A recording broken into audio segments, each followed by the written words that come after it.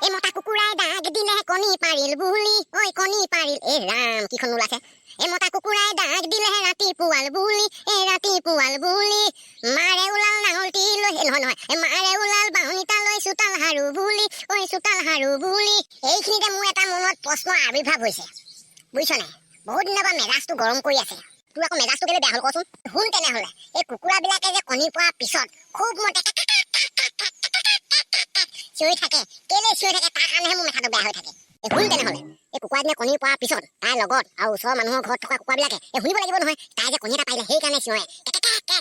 কণী এটা পাইলো কণী এটা পাইলো বুজিছ আইও মাক ফাগুন চ'ত বহাগ জেঠ আহা মাতা অষ্ট্ৰেলিয়া কথা খাহে মোৰ আকৌ মগজে ঢেকিয়ে পোৱাগে নাই নহয় বুজিছ নাই মায়ে আকৌ মানুহবিলাকে যেতিয়া ল'ৰা বা ছোৱালীজনী পায় তেতিয়া দেখোন চিঞৰিব পাৰে মই ল'ৰা এটা পালো মই ছোৱালী এজনী পালো ল'ৰা এটা পালো বুলি চিঞৰিব পাৰে দেখোন আমাৰ মানুহবিলাকে আকৌ তেনেকে নিচিঞৰে বুজিছ নাই আমাৰ মানুহবিলাকে মেডিকেলৰ বিচনাত বোলে আই কেকাই গোঠাই আই